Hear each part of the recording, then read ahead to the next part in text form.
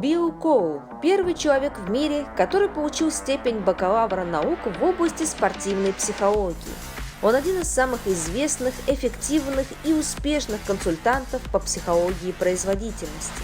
И более 40 лет является лидером в области спортивной психологии в качестве ученого, исследователя, писателя, тренера, спортсмена, спикера и консультанта. Рад знакомству. Dr. Mальцев says that he is glad to meet you. Likewise, my pleasure. Я тоже, мне приятно. Мы можем с вами побеседовать немного о обучаемости людей и психологии экстремальных ситуаций.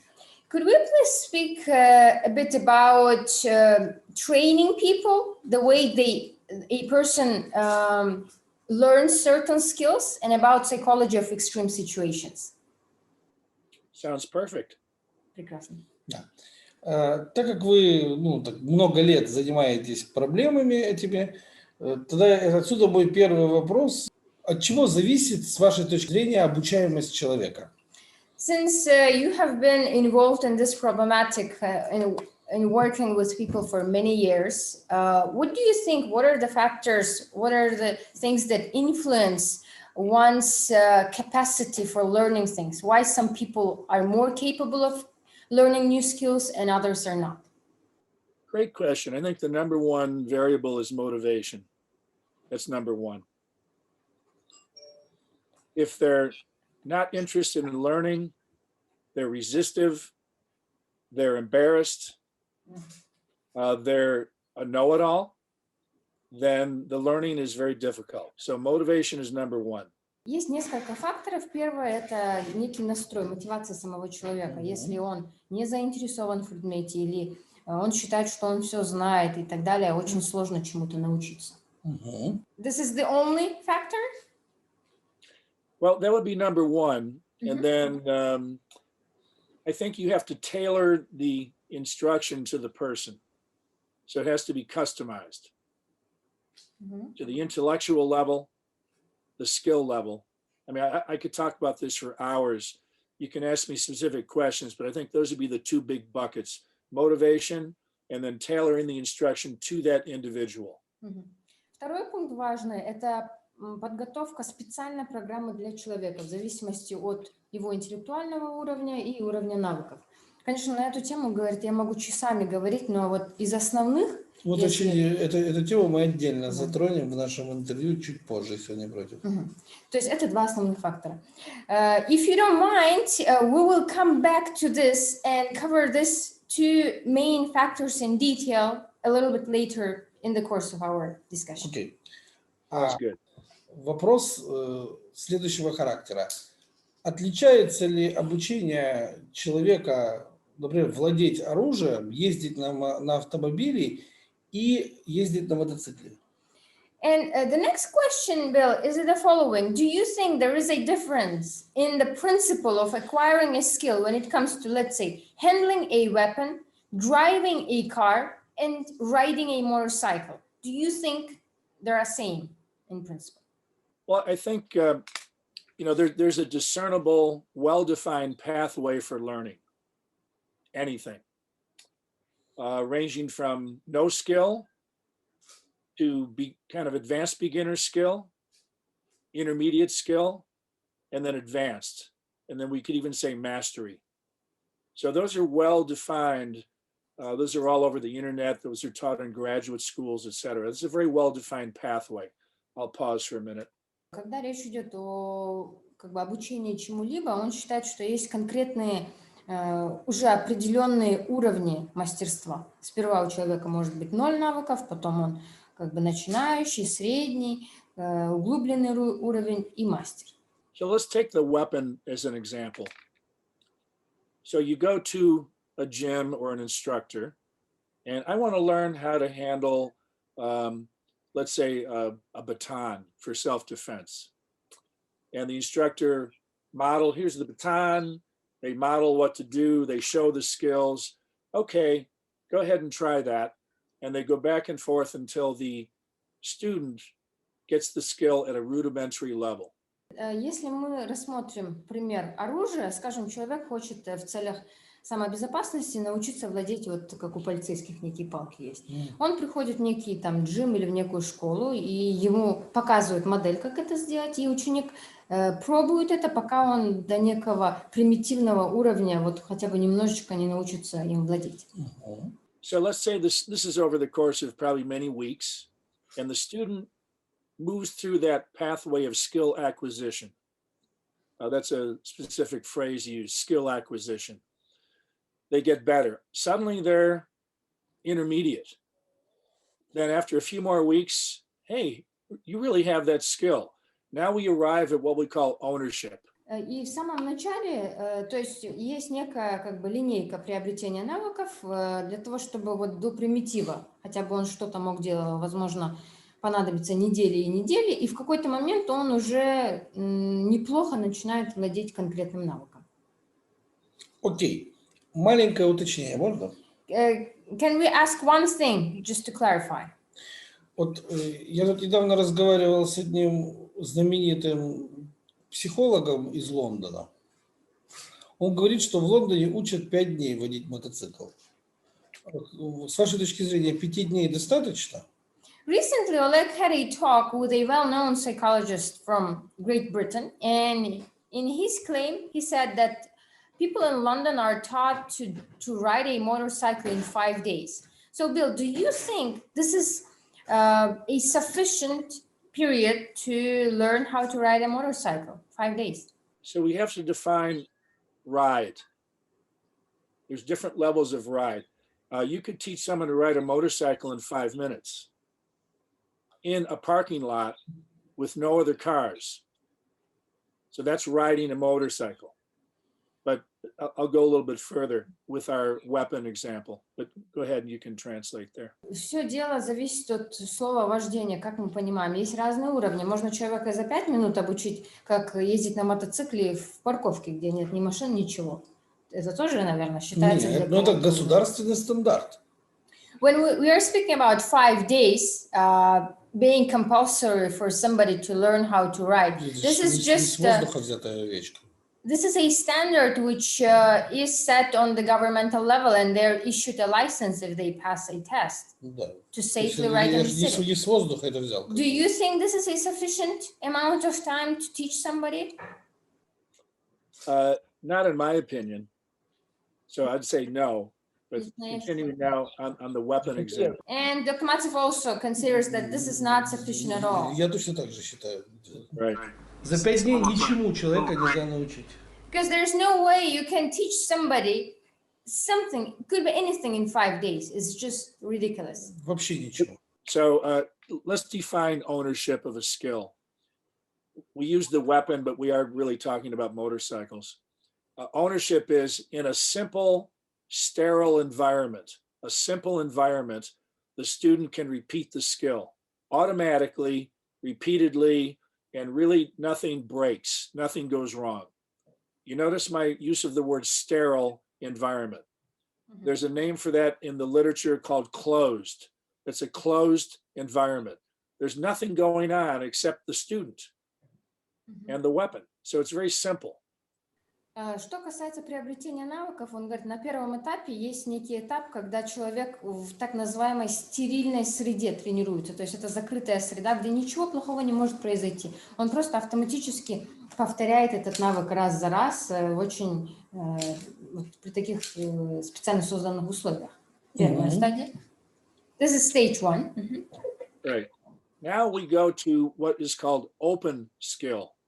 So now the instructor brings in a fake pretend, sparring partner, and okay, now let's see your weapon skill.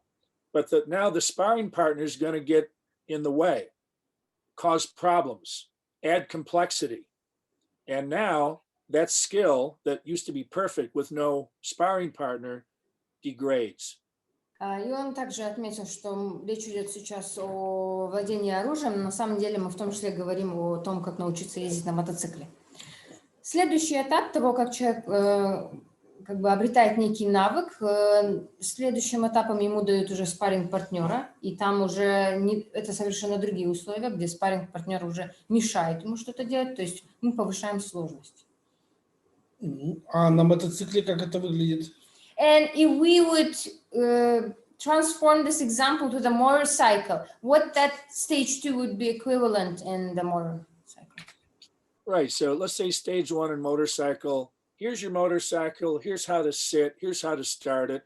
Here's the throttle. Here's the changing the gears. Here's the braking. Now watch me. Now you get on. Okay, we're in a big field. There's nothing to run into. No trees. No nothing. Go. And they go do them. That's level one. Level two would be, let's go in a parking lot where there are some obstacles. In fact, we're going to put up some cones. That's level two. A little more complexity.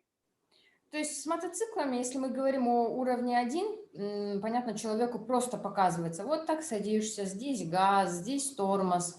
Это может происходить в неком огромном поле, где нет никого. Второй уровень – это когда человек говорит, давайте теперь поедем на парковку, например. Поставим некие конусы, создадим препятствия. Окей. So now we could even say, as the motorcycle learner gets better, the instructor adds complexity and more challenge. Other motorcycles, other obstacles. Okay, I think you're ready to go out on a very, very quiet street in the country. Not the city, but the country. Let's go. So that would be another level, you could say. То есть мы постоянно повышаем уровень сложности, добавляем сложности человеку по мере того, как у него Потом мы, растет например, навык. можем ночью поехать, да, когда мало машин, на улице поездить. Это будет другой какой-то уровень, да, уже сложности. So basically, later on, once he becomes a little bit more experienced, then we may take the person to drive outside in the night when there are not that many cars. But again, this is another level of complexity, right?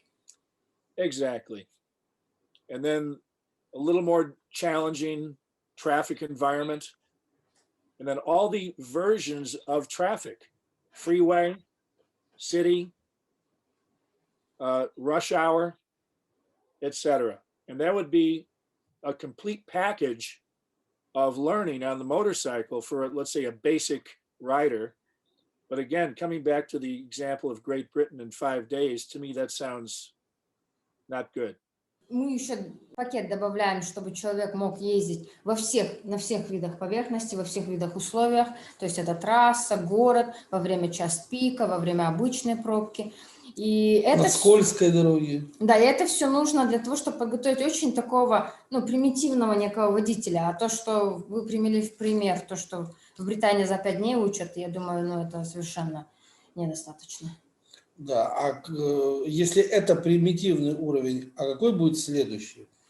If this, what you have explained right now, if this is a basically rider, what are the qualities or the skills would be necessary for a person with a higher level of motorcycle riding?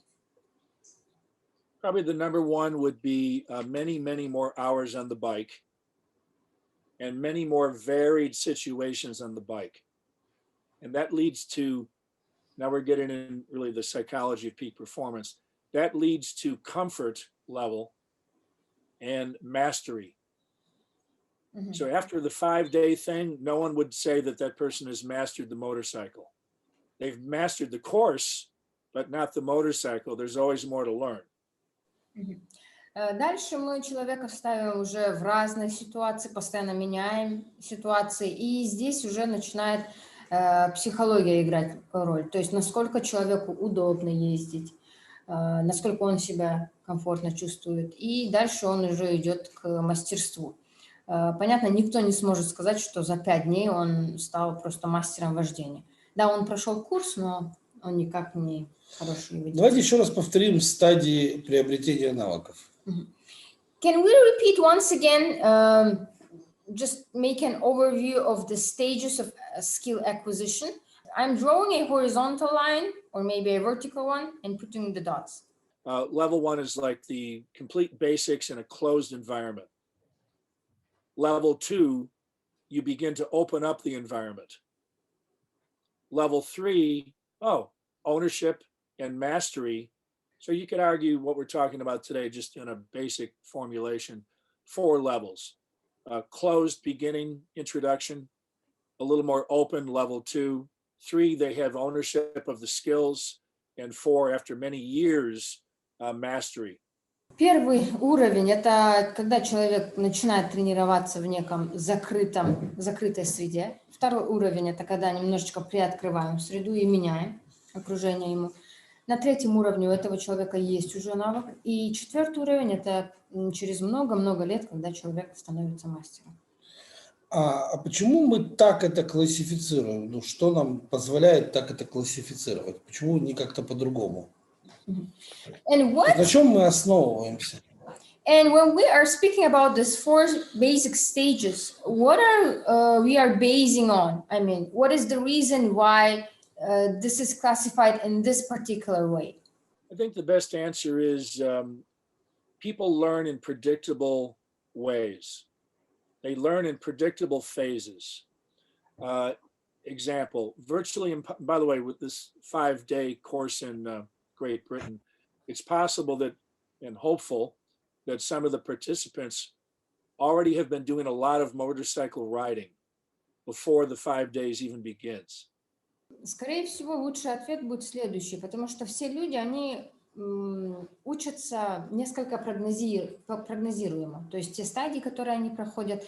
И что касается вот этой тренировки программы в 5 дней, наверное, было бы хорошо, и, возможно, так и происходит, что человек, прежде чем прийти на эти курсы, он уже до этого очень давно ездит на мотоцикле. Ну, я не могу ответить на этот вопрос, потому что мне известна только цифра. So as for the 5 days training, we never know if a person was riding a motorcycle before. We just have this number, so we cannot tell exactly. Смотрите, у нас вот по сути своей навык характеризуется способностью преодолевать определенные препятствия, правильно? So when we are speaking about the skill itself, it is related to the capacity to overcome certain obstacles, right? То есть навык связан с преодолением препятствий. Ну, например, когда я прихожу заниматься боксом или когда я прихожу заниматься мотоциклом, первая проблема это я, сам, да, то есть я не могу держать баланс, падаю, в боксе не могу стоять, на ногах, так как положено, не могу двигаться, и так далее. То есть я сам для себя препятствие. So could we say that in the beginning? Это вот номер один. In the beginning, let's say stage 1, if we are saying that the skill is closely related to the capacity to overcome obstacles, on the level 1, let's say a boxer or a motorcycle rider, on the level 1, he is a problem to himself because first, maybe he doesn't know how to keep the balance on the motorcycle, he doesn't know how to position his body. If we are speaking about a boxer, he has a problem even with the stance because he cannot get his feet right. So, so this would be the stage 1. He is a problem to himself on the first part. Well, yes, plus any rider at any level can be a problem to himself. Any level. Да, но также нужно понимать, что на любом уровне сам человек сам себе может оставаться быть проблемой. Yes, 100%. Я просто говорю, что когда я чему-то начинаю учиться, у меня еще есть нулевой уровень до этого. Интеллектуального препятствия, когда я не понимаю, что вообще нужно делать. Да? Мне нужно напрячься и понять, да? Absolutely. A person can be a problem to himself on any level. So Dr. Mальцев is trying to say that also before he even starts actual training, actual acquisition of the skill, there is an intellectual barrier that a person has because he tries to understand what he's supposed to do or what he's supposed to learn. So that is more of an intellectual problem for him. И когда я двигаюсь дальше, у меня возникает следующая проблема, это проблема координации. And Второй уровень, да? And as he goes to the next level, there is a problem of coordination. Да, то есть баланс я уже держу, но путаю педаль газа, педаль тормоза, не туда нажимаю, хватаюсь за все, что нужно. Когда нужно тормозить, я газую, когда нужно газовать я торможу и так далее и тому подобное. Да? And when we speak about the problem of coordination, it is the case when a person is balanced, he can keep the balance, but he's not used to what he's doing. For instance, instead of basically braking, he would be adding the throttle on. Instead of pressing this gear, he would be doing another thing. So it's very uncoordinated thing. Да, а в боксе, то есть получается так, бить меня научили, голову из-под ударов убирать научили, а соединить я это не могу вместе. Как бы. And the example in the same stage, example in boxing would be that a boxer knows how to weave his body, how to move his head. He knows how to throw punches, but he cannot make them cohesive. He cannot basically tie them. То есть я либо защищаюсь, либо атакую одновременно и то, и другое. Ну, то есть атаковать и бить одновременно я не могу. Because пока не научился. It would mean that a person can do one thing at a time. He cannot move his body and attack. He would be doing this or that. It's not cohesive. То есть здесь я преодолеваю проблему координации, да? So he overcomes the problem of coordination on the stage too. И меня еще на ринг нельзя выпускать, даже когда я преодолею проблему координации. And once a person overcomes the problem of coordination, even in such a case, one cannot basically let him into the ring. He's not ready. Да, потому что следующая проблема, с которой я буду бороться, это проблема тактики. Because the next problem that a person will have to overcome is the problem of tactics. Да, потому что теперь это все, что я умею, вот это баланс, координация, теперь это нужно как-то применить для того, чтобы добиться какой-то цели, то есть реализовать какой-то замысел. Because everything that one has learned in previous stages, now he has to use all of that together in order to come to the final state of affairs of what he wants to implement in anything. И вот здесь начнутся неприятности. And in this stage, on stage number 3 with the tactics, people have huge problems. Потому что, как вы говорили, поединок в подворотне на улице будет сильно отличаться от поединка на ринге. Because here, I mean, it is a huge difference between fighting outside in the street and fighting in the ring. Будут сильно отличаться друг от друга. These are two completely different things. Да, бой против вооруженного противника голыми руками будет сильно отличаться от ринга. Fighting barehanded against a person with a weapon is completely different from a ring. Точно так же, как вот это эндуро, да, то есть мотоциклы по бездорожью и преодоление препятствий на мотоциклах будет сильно отличаться от езды по городу. Just like it's so different riding an enduro, which is basically on the dirt, and when you're riding in the city, these are two completely different things. И даже когда я это, все, как бы сделаю, у меня начнется следующее препятствие, это преодоление психологии. То есть у меня препятствие станет моя психика. And once he is capable to go through the stages, a person is confronted with the next problem, which is psychology. His psyche for himself becomes a problem, something that he has to deal with. То есть я всех побеждаю на соревнованиях, но на улице меня убивают сразу. He might be victorious on all tournaments, but he might get killed or lose right away in the street situation. Да, я классно езжу по бездорожью, как только выезжаю в город, у меня 3 аварии за 2 минуты случается. Or a motorcycle rider might be just fabulous in the dirt and all this outside of the city conditions, but once he is in the city, he gets into the trouble right away. Да, и вот как раз о психологических препятствиях я хотел с вами поговорить дальше. Если вы не против, вы не могли бы из своей практики перечислить основные психологические препятствия, которые преодолевает навык, как бы, на пути к мастерству.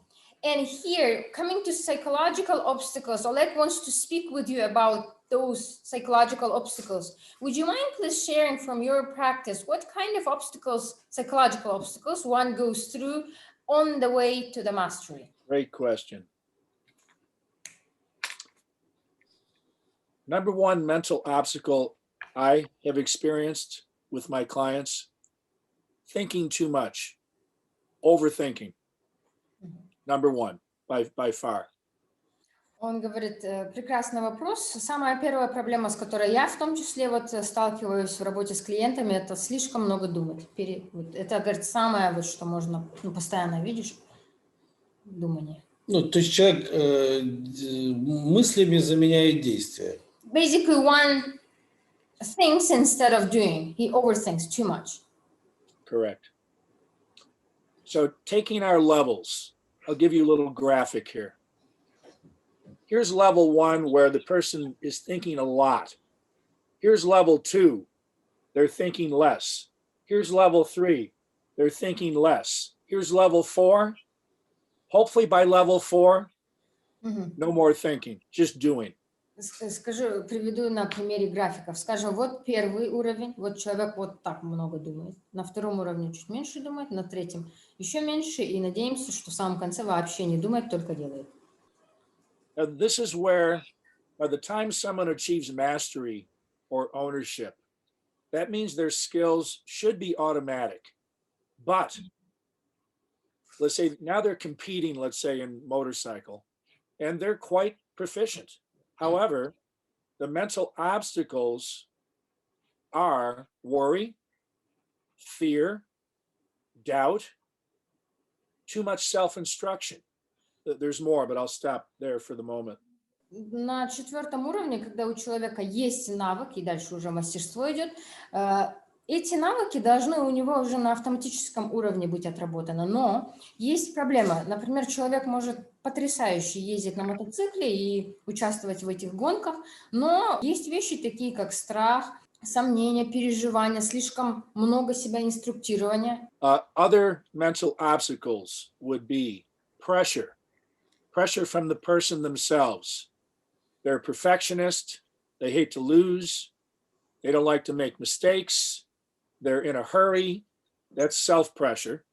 External pressure from other people would be expectations from a sponsor, a manager, the fans, their team, their coach, their family. Далее, психологические препятствия, которые возникают, в том числе это давление двух видов. Человек сам на себя давит, потому что он может быть перфекционистом, он ненавидит проигрывать или он торопится, еще что-то. Внешнее давление – это ожидание его спонсора, то, что он должен победить, менеджера, там, ментора, семьи, фанатов, вот такого рода давление. Ну, я когда-то делал большую работу, связанную с профессиональным боксом. И когда-то задал одному очень авторитетному человеку вопрос, что бы было, если бы Мухаммед Али и Майк Тайсон встретились на ринге. So, in the course of several years, Oleg has been doing a very extensive project dedicated to sweet science, particularly Kasdamato system, and Oleg himself has been studying that for more than 20 years. And so once in a talk, he asked a person who actually knows, he's probably the most famous and knowledgeable boxing historian. And so he asked him, if Muhammad Ali and Mike Tyson would meet in the ring, what would have happened? Да, и этот человек сказал, что Мухаммед Али одержал бы победу в первом или во втором раунде. And that person said that if Muhammad Ali, if this would be happening in the ring, then Muhammad Ali would have been victorious in first or second round. И то же самое произошло бы на тренировке, только Тайсон победил бы в первом или во втором раунде у Мухаммеда Али, но на тренировке. However, if that would be training, when there are no people, nobody's watching you, no cameras, then Mike Tyson would have been victorious on the first or second round. И все потому, что Майк никогда не мог держать вот это давление публики, а Мухаммед Али жил в этом, купался как в море. And all is because of psychological makeup of these two people, because Mike Tyson, throughout of his career, even to these days, he was just so uncomfortable with the pressure, with the people. And he had to perform 1,000 times better in the training in order to show only half of it in the ring. But Muhammad Ali, he was different. He had a different makeup. He would perform even better when there is public, when people are watching. So this is the difference of these two people. This is a continuation, the comment to what you said about pressure. Exactly. So that's another obstacle. So here's how I help people like Mike Tyson. Он говорит, да, это одно из препятствий психологических. И говорит, я сейчас поделюсь, как я помогаю людям типа Майка Тайсона, у которых такая психика. They come to me and they say, I'm really good and I'm on a team and I'm the number one. I could be the number one guy, my coach says, but I don't want that. And I say to him, well, you're the best, right? I am, but I don't want to be number one. Why not? Well, when I play the competition, I'm on the front court. Everyone sees me. Yeah, I'm embarrassed. I'm shy. And that harms my performance. Then I say to the person, but to keep getting better, won't you have to overcome being shy? Otherwise, you're always going to be number 2 or 3. So how bad do you want to be number 1? Really bad. Then let's talk about how you overcome being shy. Because people don't come to a tournament to watch the number 10 player. They come to a tournament to watch the number 1 player. И он приводит пример некого человека, который, приходит вот к Биллу и говорит, я вот отличный игрок, и мой тренер говорит, что я мог бы быть вообще номер 1, но вот я не хочу быть номер 1, потому что, я так понимаю, американский футбол или что он привел, что нужно стоять в самом впереди, и все люди на меня смотрят, я этого стесняюсь. И Билл ему говорит, знаешь, люди приходят, чтобы посмотреть на номер 1 игрока, не на 10-го, не до 9-го. Нужно разобраться, насколько сильно ты хочешь быть лучшим в своей отрасли. Если на самом деле сильно, то нам нужно сесть и разобраться вот с твоим стеснением и с твоими этими вещами психологическими. So going a little further. So here we have a baseball. Okay? So one baseball player is at the plate. He's batting. Вот один бейсболист стоит с битой. And he's looking at the pitcher. Now this is in his mind. And here comes the ball. And here's what he sees on the ball. Ага. То есть что происходит? Он смотрит куда-то, и вот летит мяч, и вот что он видит на мячике написано опасность или угроза. And of course that won't work. But if you change the person's thinking, the batter, change their thinking to welcome the ball, they want to be there, they're glad they're there. Now they see this on the ball. Челлендж, то есть вызов. Но если говорить человеку изменить мышление, чтобы он не боялся этого мячика, а наоборот, как бы хотел находиться на этой площади, хотел в игру играть, то для него этот мячик становится неким вызовом, а не угрозой. This is in the person's mind, and that's a choice they make. It's a choice. И это просто выбор человека. Это все в голове, и человек выбирается. So finishing up with Mike Tyson.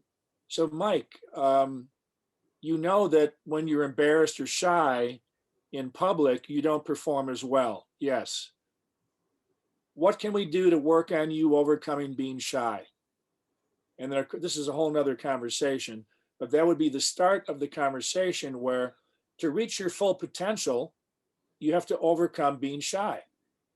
Подытоживая разговор насчет Майка Тайсона, то есть мы у него могли бы спросить, ты понимаешь, что когда ты стесняешься при публике, это мешает твоему перформанс? И Майк говорит, да, и мы дальше ему говорим, нужно, значит, как-то разобраться, как перестать. I could tell you a little Michael Tyson joke. So Michael Tyson's meeting Muhammad Ali, and you ask, who would win? And I would say, it depends how hungry Mike Tyson is. Он говорит, я небольшую шутку вам расскажу. Вот вы говорите, Майк Тайсон и Мухаммед Али вот выйдут на ринг, и мы говорим, кто из них победит? И я скажу, он про Ивандера Холлифилда говорит, зависит от того, насколько Майк Тайсон голоден, от того будет зависеть, кто победит. И когда мы с вами как бы вот эти ряд психологических препятствий преодолели, да, у нас осталось одно препятствие. And so once a person has overcome his mental obstacles, there's another obstacle which is left. Да, это я. Which is I. Да, то есть сам человек, который теперь считает, что он самый лучший во всем. when a person thinks of himself as being the best, somebody impeccable, when a person starts basically wearing a crown on his head. И вот здесь гибнут лучшие парашютисты, гибнут первые ледорубы России и так далее и тому подобное. Именно потому, что человек не смог преодолеть себя. Как бы, да. And the best of this world, the best parachute sportsmen and other people, like in every industry, people that were not able to overcome this they lose. I mean, their careers are just demolished in a Да, bad way. то есть он не смог себе сказать, что ты знаешь, ты действительно неплохо прыгаешь с парашютом, как бы, но ты понимаешь, этого недостаточно, как бы даже того уровня, который у тебя есть, для того, чтобы вести себя вот подобным халатным способом, как бы, да. Simply because a human being, let's say parachute sport, simply because a human being could not say to himself, could not have had said to himself, well, yes, you are quite good with the parachute, but that is not enough to be like the best. I mean, you still have to work on. Just because that was not sincerely believed by a person, people think that they can do everything. Очень многие люди не видят, что дальше. Many people do not see what is ahead of them. Да, потому что любая вещь, она бесконечная, как бы, мастерство тоже. Because anything is eternal, and mastery is also eternal, something endless. Да, ему кажется, что ему теперь, все, жизнь прожита, всего добился, и осталось только красиво умереть, как бы, да, чтобы его помнили в веках. So a person he becomes a good professional and starts being careless, neglects certain things just because he thinks he is like a god with this, then he thinks that he had achieved everything and might even die. Or he thinks that it's time to die. Mm-hmm. Да. Right, so you have a couple things there. Very interesting. Let's see. One is you describe somebody who was good, but they're not very confident of themselves. The second person you describe was someone who's very good, but they think they're the greatest. So there's the two people. Let's take the first one first. I always ask someone the following question. Just like this. Do you think you could be national champion or world champion? Depends on their level. And they go, that person does not believe they could be national champion. But I asked the person, could you be national? Yes, right away. Now that person believes in their mind they could be national champion. So here's the quote. People only consistently achieve to the level of their self-image. I'll say it again. People only consistently achieve to the level of their self-image. So if they cannot picture themselves being national champion, it's a really difficult thing for them to be national champion, because that's a mental block. They'll even say sometimes, that would be too, I could, no. Well, they don't have that image in their mind of them being that good. Еще бы хотела разобрать два вида человека. Вот, например, первый есть, который, наоборот, не особо в себе уверен. Есть второй, который считает, что он самый великий. Вот, например, с первым я вот, бывает, с людьми сижу и просто задаю такой вопрос. Ты думаешь, что ты можешь стать национальным чемпионом или мировым чемпионом? Если человек начинает задумываться, он даже не понимает. А есть люди, которые говорят, да, я могу сразу. И он некую цитату приводит свою. Человек может по-настоящему чего-то достичь в соответствии с его уровнем как бы самопонимания, то, как он себя видит. Если он себя не видит в голове мировым чемпионом, он никогда не сможет этого достичь, или он не допустит. Самоосознание. Самоосознание, да. То есть есть некий ментальный блок. Это первый тип человека. Now here's the second person. In order to achieve greatly, someone has to be very self-confident. You could argue they have to have an ego. And having an ego in sport or achievement is not a bad thing, as long as they're a good person also. So ego, I think, is required. However, if the person has too much of an ego, that's when, after they've achieved something big, they think to themselves, I've arrived, I'm the best, nobody better. Okay, and now all the energy comes out of them because they think, well, there are no more goals. And there's a name for this. And then suddenly that person drops out of sight. You never hear from them again. And people go, whatever happened to, well, that's called the one-hit wonder syndrome. One-hit wonder. In music, a group or a singer will have a hit song. Whatever happened to that person? It was such a good song 10 years ago. Whatever happened to them? Well, they never achieved another thing because maybe they thought they arrived. So that's a problem with some athletes. We can talk in a minute how you overcome that. И здесь вот он объясняет второго типа человека, когда человек очень уверен в себе.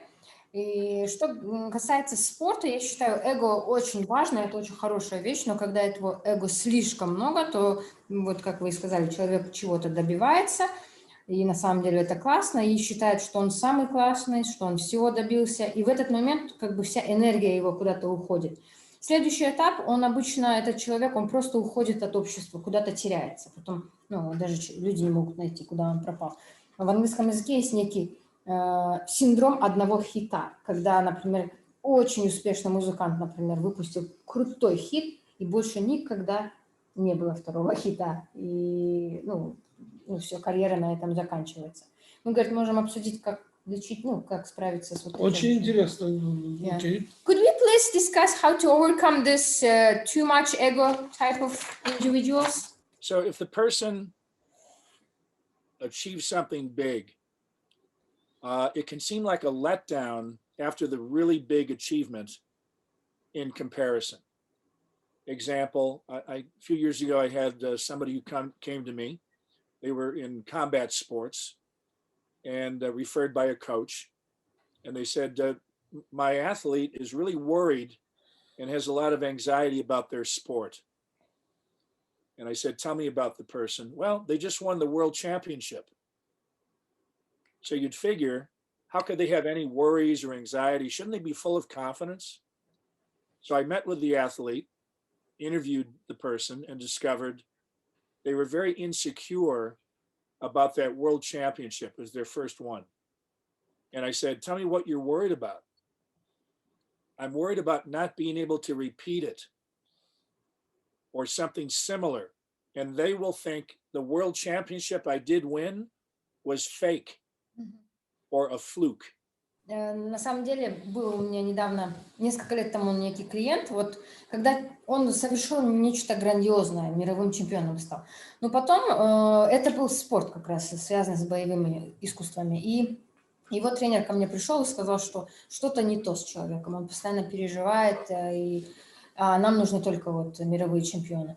И, говорит, этот атлет ко мне пришел, и я спросила, что ты переживаешь? А он был настолько неуверенным вот выходить в следующий раз на мировой чемпионат, и он говорит, я боюсь, что я не смогу повторить этот результат, и все люди подумают, что мой первый титул, который я победил, это он фейковый, да, фейк. So there's a name for this. It's called the paradox of success. И это мы называем парадоксом успеха. So here's basically how I worked with the person. This is in a nutshell. You have other competitions coming up. Now you have a target on your back because you're the world champion. You have to accept that pressure as a privilege, as a good thing, not to run from it, but to be proud of it, to accept it, and keep working hard, and let's see what happens. And they did that, and I'm giving you 3 sentences over the course of 2 years of working with a person, and they ended up winning 4 more world championships. Как я работаю с такого рода людьми? То есть я говорю, да, вот ты добился, ты стал мировым чемпионом, и все, получается у тебя, некая на тебе отметка. Тебе нужно это принять, это давление, и на самом деле, наоборот, гордиться этой привилегией и продолжать еще сильнее работать. И на самом деле я вот работал с человеком 3 года, и они еще 4 мировых чемпионата выиграли. In the case of the person who won something big and now they're bored, this is the opposite of anxiety. Now they're bored. Oh, there's no more vistas. the way you work with that person is, well, what could you do next? What could be some really interesting goals? How about the people in your sport historically? What have they done that you could try to do? So we have a session on goal setting. They think of some really big, exciting goals, and exciting goals excite them, and now their motivation comes back. Есть еще другая крайность, то есть здесь человек, он наоборот, у него постоянные переживания за то, что он не сможет. И вторая крайность, это человеку скучно становится, он чего-то добился, ему скучно, ничего не хочется делать, ему хочется, да, чего-то большего. И с такими людьми я, говорит, работаю, ну, исторически, мы идем в историю и думаем, а может быть тебе попробовать то, что вот этот атлет в истории сделал, почему бы это не попробовать? Чего бы ты хотел еще больше добиться. То есть как только они зажигаются, и у них есть та цель, которая их зажигает, снова их мотивация, вот этот настрой приходит в порядок. У меня маленький вопрос. There's one question. Good question. Почему вот большинство людей, ездя на мотоцикле, все-таки идут на то, чтобы подвергнуть свою жизнь как бы, ну вот, я бы сказал, иррациональной опасности, то есть сами создают себе неприятности. То есть не она неожиданно возникла в какой-то ситуации, а человек сам создает ситуацию, при которой он обязательно попадает в экстремальную ситуацию. The question is why majority of people driving a bike, and we are not speaking about the racetrack, just regular conditions, why most of the people take irrational risks? Why they create a situation from nowhere? It would not have happened, but they just created a situation from nowhere that really puts their lives at risk. Okay, so another interesting question. I drive around California here on the freeways, and motorcyclists are doing lane splitting. You know, they're going between, like, here's the two cars, and here's the motorcycle. So right on the middle line, lane splitting, like inches away from your car, all the time at a very high speed. To me, that's crazy behavior. To them, it's fun. It's a thrill. It's a challenge. It's also normal, because if you ask a beginner or intermediate or older motorcycle rider, would you do lane splitting? Oh, no, I don't do lane. That's only for young, crazy people. Приведу пример. Я вот в Калифорнии постоянно на шоссе езжу, и там постоянно найдутся мотоциклисты, которые между двух машин на сумасшедшей скорости будут ездить. Для меня это просто сумасшедшее, но для них это потрясающе, это некий вызов, это совершенно нормально. Но вот профессионалы уже с практикой большой, они никогда так не ездят, и они говорят, вот это то, что делать, это новички так. Да, а зачем новичку это делать? Это самоутверждаться? And so, why a beginner or somebody crazy would split the line like that in order to become a hero, or why? The main reason they do lane splitting is to get ahead of the traffic. They're not, maybe a little bit to show off. Also a little bit, maybe if you ask them, I don't know if they'd be honest or they could admit it, but to be dominant. The same reason where you're at a stoplight on a, surface street, and the motorcycle is a few cars behind you, and they inch up to get in front. They must be in front.